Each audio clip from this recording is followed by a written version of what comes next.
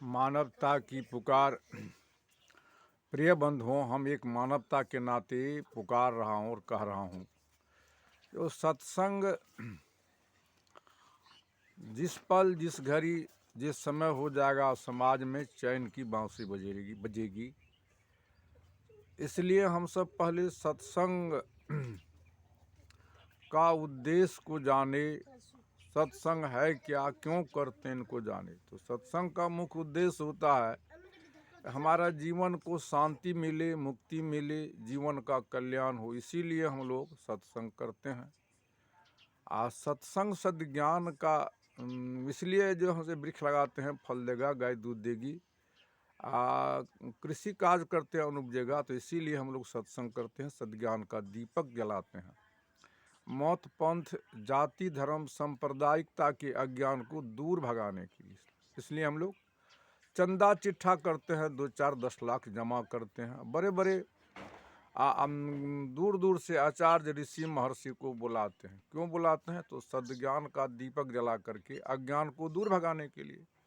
तो सूरज तो प्रकाशित होता है दिन में, प्रकाशित करता है, या चंद्रमा रात में प्रकाशित करती है। संतों का ज्ञान दिवारात्रि प्रकाश करता है। जैसे सूर्योदय हुआ तो चारों ओर तो प्रकाश हो गया, और सूरज छुपता है तो चारों ओर घोर अंधियाली छा जाती है।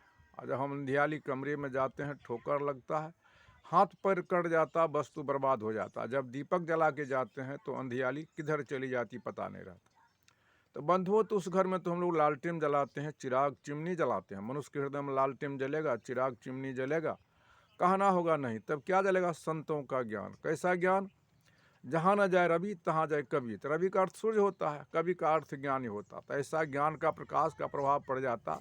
आज हमारा समाज में मत पंथ जाति धर्म की घोर अज्ञान की अंधियाली नहीं रहती, क्योंकि हम सब जितने भी मनुष्य हैं, सबका शरीर माता ही पिता के द्वारा मिला है। यानी आने का रास्ता एक है, असमों का जाने का रास्ता एक ही है। सांस का तार टूट जाता है, और समूह के शरीर प्रत्यक्ष ही माँ के अंग में बनता है। जिस माँ और बहन के अंग में शरीर का निर्माण होता है, वहाँ जोर जोर से कोई ध्वनि आवाज़ सुनाई नहीं पड़ता। वो कुदरत को माँ के घर में गुप्त कमरे में बाल बाल बनाने में भी भूल नहीं हुआ। कैसा वह कलाकार है जो धनुओ सुतिहार मंदिर निर्मायो, टेर घोंच घन कोरा लगायो, जिस पर विज्ञान अणु परमाणु इलेक्ट्रॉन प्रोटॉन अल्फा बीटा कहाँ पहुँच गया, परंतु चेतन आत्मा पर विजय नहीं पाया। और माँ के गर्भ से ज्यों ही हम बाहर निकलते हैं तो कोई भाई सिखा रखते हैं, कोई टीक, कोई सुन्नत करते हैं, कोई खतना करते हैं, कोई कृपाण लगाते हैं, कोई क्रोश पहन लेते हैं। यह किसका देन है? यह हम जनमानस का मानसिक सोच बिगड़ा हुआ है कि सुधरा हुआ है? क्योंकि मानसिक सोच के ही द्वारा तो सारे सुकर्म कुकर्म होता है। तो हम लोग जब यहाँ से मनमानी काम करते हैं, उन कुदरत को भी हम लोग प्राकृतिक ही कुदरत हैं, ईश्वर हैं, उस जो कण में निर्माण कर रहा घटकर में, उनको भी हम लोग लज्जित करते हैं, डिमोरलाइज करते हैं, उनका विरोध करते हैं। कब तक चलेगा? सब लुड़ तोरा रहा टिक बनवे के लुड़ ने रहा, खतना करे के कृपाण लगवे के लुड़ ने रहा, क्रोश पहने।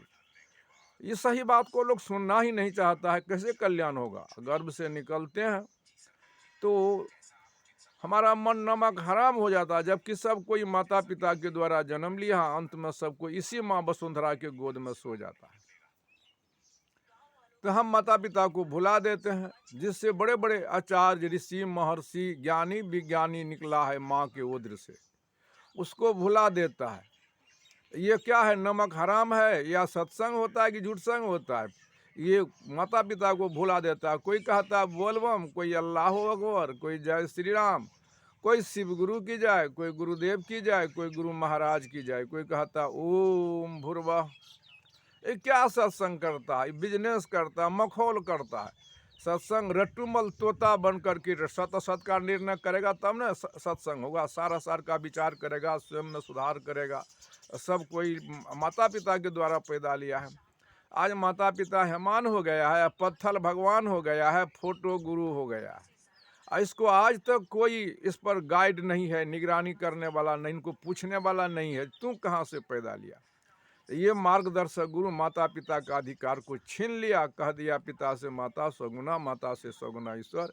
ईश्वर से 100 गुना गुरुदेव। आज तक इसको नहीं पूछा ये तू कहाँ से पैदा लिया है। यह धर्म गुरु लखा देता गुरु को, यही चेतन आत्मा तो माँ के, यही तो गुरु है, यही तो माँ के अंदर में है, यही पिता के अंदर में है।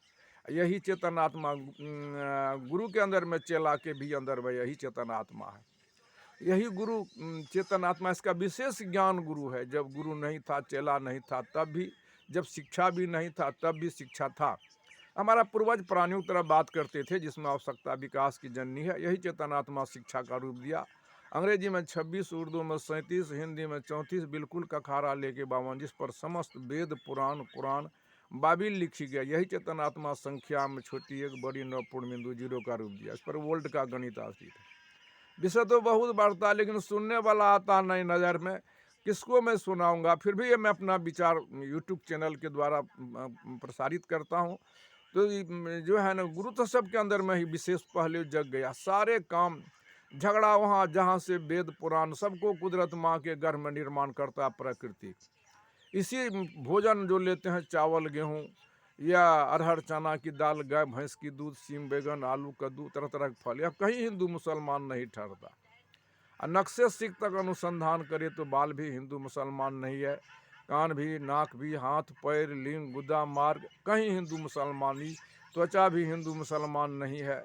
नख बाल दांत हड्डी कहीं नहीं, हार चाम नहीं है, मांस लेहू नहीं है। सबके अंदर में वही सर्वेसर सांस कहीं सत्ताई चेतन आत्मा है, जो गुरु है, जो सबको देख रहा है। ये गुरु माता पिता का कितना बड़ा साथ जुल्म कर दिया, अधिकार को छीन लिया है।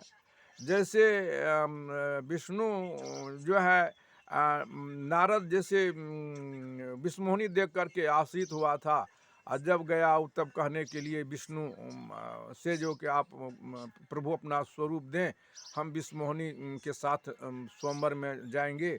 तो नारद विष्णु अपना रूप दिया, परंतु बंदर का रूप दे दिया चेहरा, और इधर का शकल सूरत बहुत सुंदर कर दिया। गया वो स्वयंवर में उचक उचक करके बैठते थे, और जब उनका पौल खुला तो जो है लज्जित हुआ।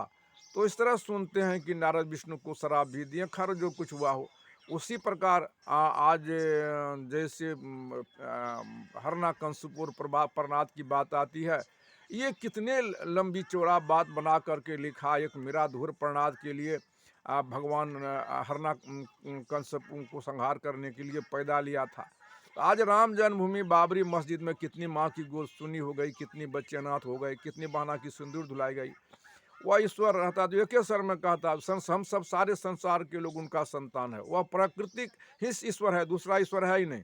एक स्वर में कहता, दुनिया वाले मैं तुझे विध्वंस कर दूंगा, या मंदिर मस्जिद के जगह पर तीसरा स्वरूप बना देता, या जनमानस का मानसिक सोच बदल देता, तो आज नरसंहार होता ही नहीं। ये सारे वेद में जो कुरान पुराण में जो रोचक लिखा हुआ है, यही रोचक समाज और देश को पतन कर रहा है। इसका समाधान कीजिए। वह कैसे खम्भा फुर के निकला तो सबों का ऐसा कर देता। आज इसका समाधान के लिए कोई सुनने वाला नज़र नहीं आता। तो जब तक, इसीलिए मैं मानवता के नाते विशेष नहीं जाऊंगा, मानवता के नाते पुकार के कहता हूँ कि मैं आपको मानवता के नाते पुकार रहा हूँ। हमसे आपको संबंध है। पहला संबंध है परमपिता प्रकृति से सांस, दूसरा आत्मा शरीर से, तीसरा भाई बंधु परिवार पंचायत प्रखंड प्रांत देश विदेश से समाज जुड़ा हुआ है। तो शरीर से आत्मा अलग बात नहीं कर सकते हम। तो हम सब एक माता पिता के संतान है। हमारी माँ की नाम जितनी थी गीता, आपकी भी माँ का नाम कोई मरियम खातून, सबों की माँ कौन है? इसको आदम हवा अद्या कहते हैं। उसका भी यही वसुंधरा धरती है, जो भोजन हवा लेती है, देती है, अंत में आंचल में सुला लेती है। एक इसलिए मैं पुकारता हूँ, मेरा उद्देश्य है कि हम सब जीवन जागृति संत कबीर सद्ज्ञान गोष्ठी में आवे, किसी एक एक विषय का अनुसंधान करने के लिए वैचारिक क्रांति करे, जन अदालत में फैसला करे, उपयुक्त विषय को जो सर्वमान उसका कार्य का रूप दे, तब हमारा समाज में शांति की स्थापना होगी। नहीं तो किसी भी दिन, किसी भी रात, किसी भी समय में हमारा समाज में शांति की स्थापना नहीं होगी।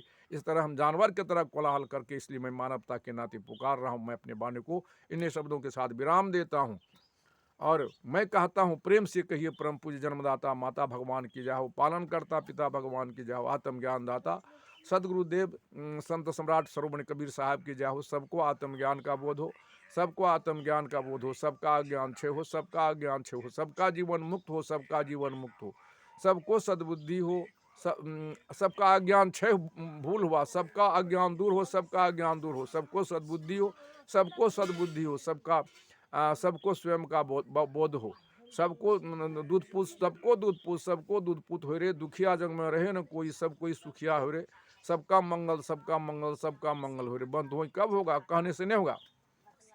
प्रत्येक मनुष्य को जीवन में जरूरी है भोजन, कपड़ा, मकान, स्वास्थ्य, शिक्षा, मनोरंजन।